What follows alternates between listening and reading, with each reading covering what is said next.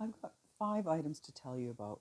I've been wanting to try the Numbuzz number 5 serum for a while to find out if all the hype is true.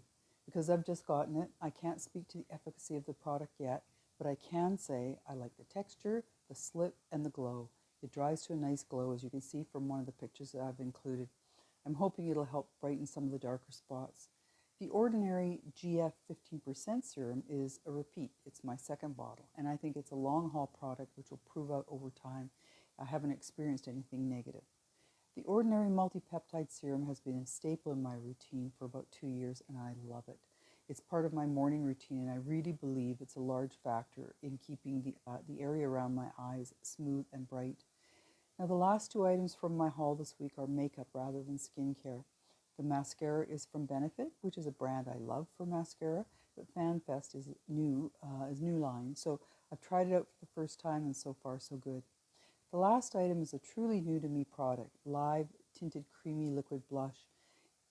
It's a highly saturated color, and a little goes a long way, but considering I had nothing on but my serums when I tried it, I was pleased with the way it blended out. Lovely color.